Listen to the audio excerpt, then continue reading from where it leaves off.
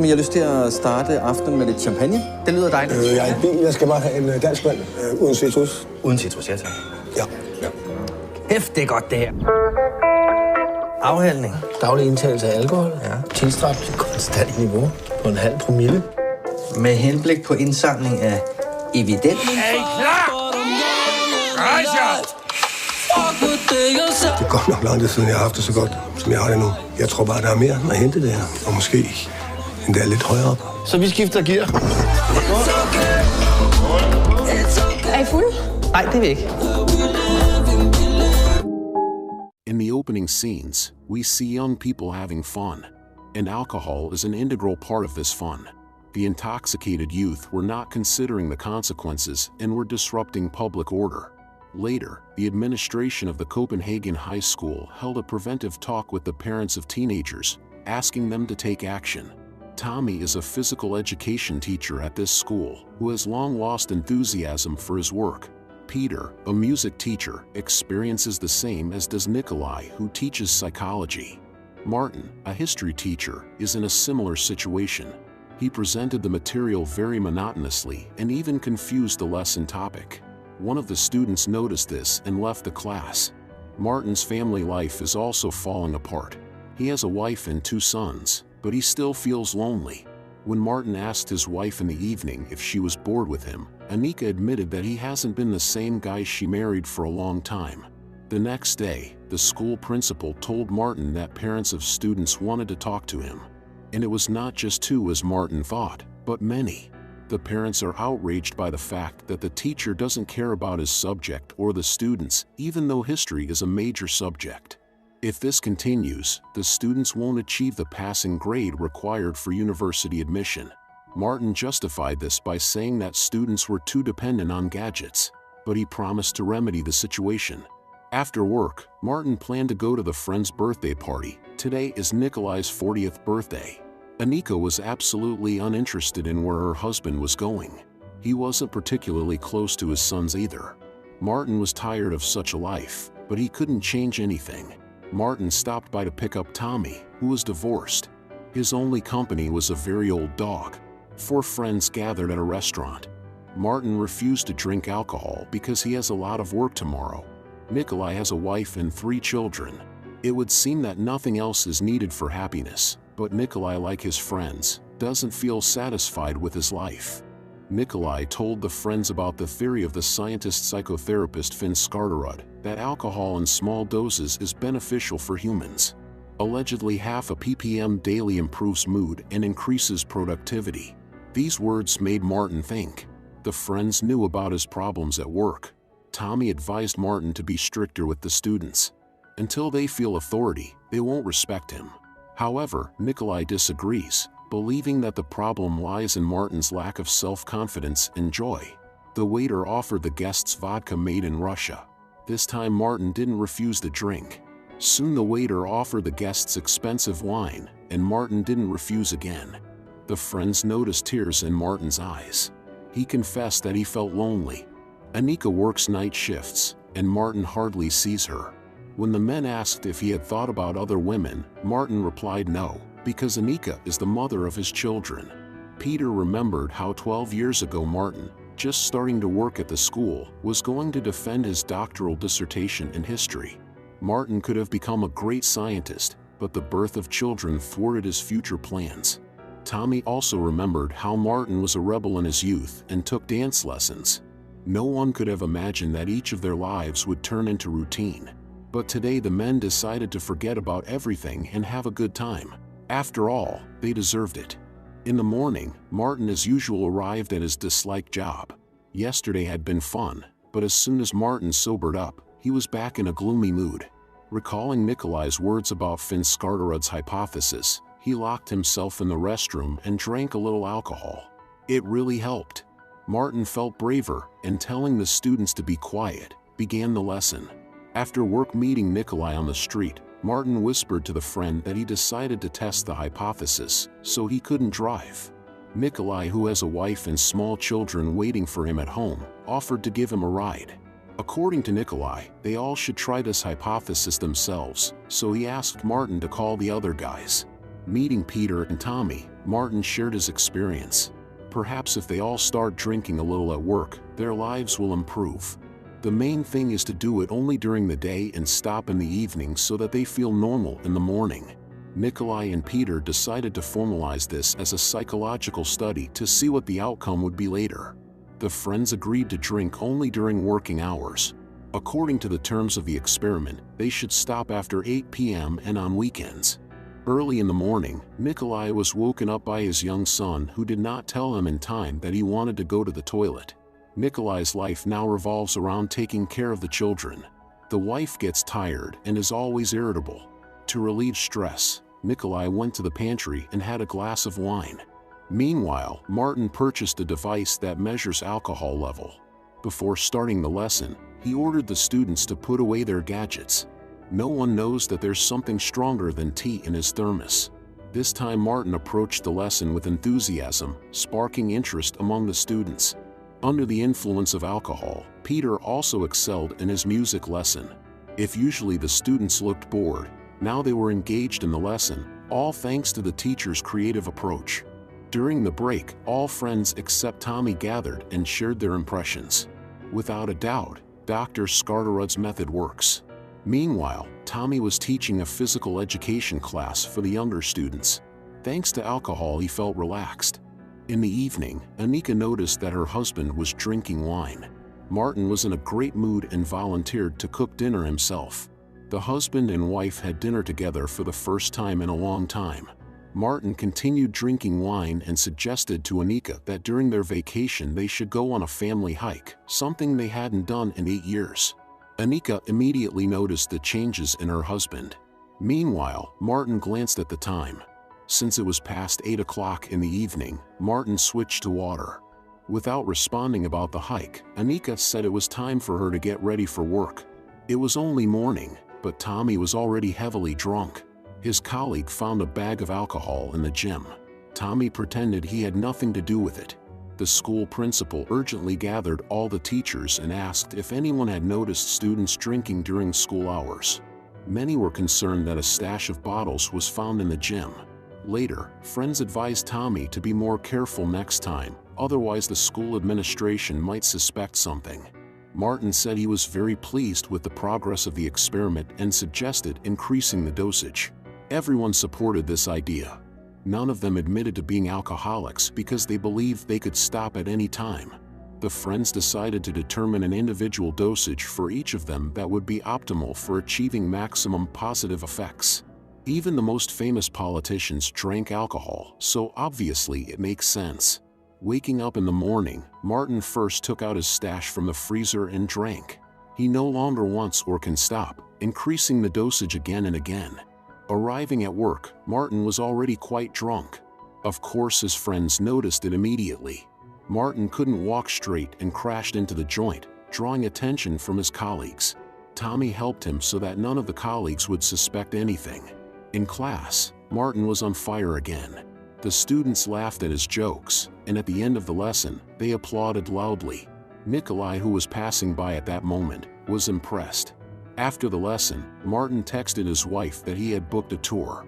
Nikolai approached him, asking about the dosage. Martin replied that he had doubled it. Anika sent a reply message saying that she had taken extra shifts at work and wouldn't be able to go anywhere. Nikolai also increased his alcohol intake, hoping it would make him more productive, just like Martin. Having achieved this, Nikolai went to his lesson. Tommy drinks during the lesson and makes progress. His friends observe this. Everything seems to be working out for the best. After work, the guys sat on a bench late into the evening, talking. Peter shared that he really wants to start a family but is afraid of interacting with women. The next day, Peter noticed that one of his students, Sebastian, seemed down. Peter decided to support the boy, who was very worried about the upcoming exams. Sebastian had already repeated a year, and there wouldn't be another chance. Peter advised Sebastian to have a drink before the exam to get rid of his fear. Martin and his family finally went on the hike. They went boating and then set up camp. Martin remained completely sober. In the evening, the family sat around the campfire and played word games. Everyone laughed and had fun. The passion returned to Martin and Anika's relationship. Over the years, filled with indifference and misunderstandings, they had missed each other. Later, Nikolai gathered the friends at his house and suggested going a step further by increasing the dosage again to achieve a complete catharsis. Martin doubts it's a good idea, but Tommy agreed to participate. When Emily left with the children, the guys made cocktails and drank. Everyone except Martin decided to find out what would happen if they stopped restricting themselves with alcohol altogether. Martin was about to leave, but at the last moment changed his mind and joined his friends. The experiment should be conducted in a closed space to avoid negative consequences. After the house party, the friends went to the supermarket already heavily intoxicated and behaving inappropriately. Earlier, Emily asked Nikolai to buy fresh fish, but it wasn't available at the store. So the guys decided to go fishing. Of course, they didn't catch anything and continued the fun at the bar. Each of them felt as relaxed as possible and open to communication. The guys returned home very late and very drunk. Nikolai could no longer stand on his feet and barely crawled to bed. Emily woke up when she felt her husband using the bed instead of the toilet. Of course, Emily was very upset. It was morning, and Nikolai was still not sober. Emily decided to take the children and go to her sister's. Nikolai's headache was too severe for him to object. Martin fell asleep right on the road. The neighbors noticed him and woke him up. The eldest son helped Martin get home. Both the children and Emily are extremely concerned about Martin's addiction to alcohol. In the evening during dinner, Emily demanded that her husband explain to the children what has been happening lately. The boys told their father that they had noticed for a long time how much he drinks. Asking the sons to go to their rooms, Emily told her husband that she didn't recognize him anymore. Martin said the same to her. During that hike, they seemed to be happy again, but upon returning home, everything turned back into routine. Anika grew tired of the husband ignoring her in recent years, while she sits and waits for him. Hearing these words, Martin became angry and threw dishes off the table, telling his wife that she won't have to wait for him anymore. After that, Martin simply left. The friends gathered again and drank until they lost consciousness. Under the influence of alcohol, they feel merry, but when it wears off, the depression only worsens. The guys came to the decision that it's time to stop the experiment, which showed that alcohol solves no problems but only leads to strong addiction. Martin lost his family, the wife left him. After the Christmas holidays, the school principal announced that she had received information that several teachers were drinking during working hours. Tommy showed up to the school meeting drunk. The friends realized that he still couldn't give up alcohol after the experiment ended. Martin helped Tommy, who couldn't even stand on his own, get home, fed his dog, and took care of cleaning and cooking. Waking up a few hours later, Tommy didn't remember how he got here. Tommy offered his friend a drink, but Martin asked him to stop. Before Martin left, Tommy said he would handle it himself, so they didn't have to come here all the time. Tommy also wished his friend good luck and expressed hope that he and Anika would reconcile.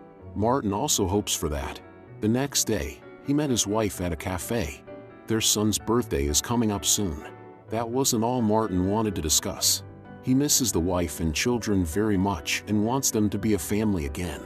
Now Martin understands that he was also at fault in their marital problems. Anika didn't want to discuss it. Her feelings for the husband had long faded, only disappointment remained. Martin confessed his love to Anika and asked her for another chance, but with tears in her eyes, she said she couldn't and left. Left all alone, Martin returned to his routine life. The good news is that his students completed the entire course and are fully prepared for the history exam. Martin wished them all good luck. Today is Sebastian's last chance to take the exam, but he got scared and walked out of the classroom. Peter followed him and offered him a drink. Peter also had a bit to drink, though he promised himself not to abuse it anymore. During the exam, Sebastian still couldn't get his thoughts together and was extremely nervous. Peter suggested he have another drink.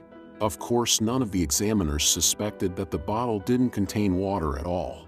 Sebastian felt more confident and answered all the questions on the exam paper. Taking his beloved pet, drunk Tommy, who lost his job, went out to sea on a boat. Meanwhile, the students were celebrating the end of the school year and their successful exam results. Sebastian, by the way, passed as well. Out at sea, Tommy's boat floats empty except for the dog. The celebration was overshadowed by the news of Tommy's demise. Soon the funeral took place. It was a heavy blow for Tommy's friends. By the way, Nikolai reconciled with his wife. Alas, Tommy couldn't overcome his addiction, and it ended tragically. After the funeral at the cafe, Martin, Nikolai, and Peter had a few drinks in memory of Tommy. Sometime later, the friends gathered at the restaurant and had heart-to-heart conversations. Suddenly, Martin received a message from his wife, who wrote that she missed him. By the way, Peter got himself a girlfriend. They've been on 3 dates already. Anika was ready to give her marriage with Martin a second chance. At that moment, the graduates drove past the restaurant, celebrating the end of school. Realizing that his wife had forgiven him, Martin felt relief, and together with Peter and Nikolai, joined the graduation celebration. The men didn't refuse alcohol. Martin felt both joy and sadness at the same time. On the one hand, he was glad his wife forgave him. On the other hand, he missed Tommy terribly. Finally, Martin performed the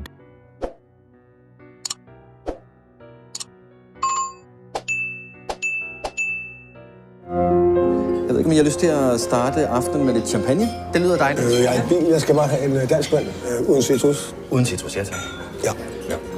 Hæft, det er godt det her. Ja, det er sgu synd, du er så fornuftig. Men spørgsmålet er, hvad der i virkeligheden er fornuft. Der findes en norsk filosof. Han mener, at mennesket er født med en halv promille for lidt. Altså, jeg må sige, jeg kunne da godt sådan bruge en halv promille sådan på daglig basis for at få lidt mere selvtillid. Det har vi da alle sammen brug for. Det har du da også brug for. Jeg synes, det er spændende. Det gør jeg også. Så det er det, vi gør. Afhandling. Daglig indtagelse af alkohol. Ja. Tilstræbt konstant niveau på en halv promille.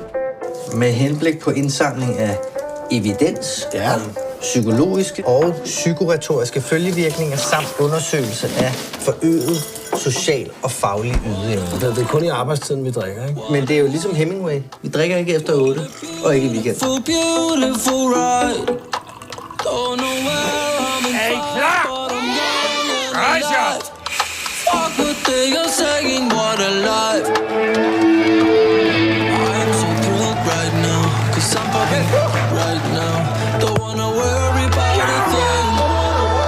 Det er godt nok lang tid siden, jeg har haft det så godt, som jeg har det nu. Jeg tror bare, der er mere at hente der. Og måske endda lidt højere op. Så vi skifter gear. Er I fulde? Nej, det er vi ikke. Og forklare for børnene, hvad som har hent. Jeg blev lidt fuld i går. Jeg hele tiden synes, det var fint, at I eksperimenterede alt muligt, men det her, det er over grænsen. Jeg går ikke ud fra, at der er nogen her, der har et problem, jeg skal vide noget om.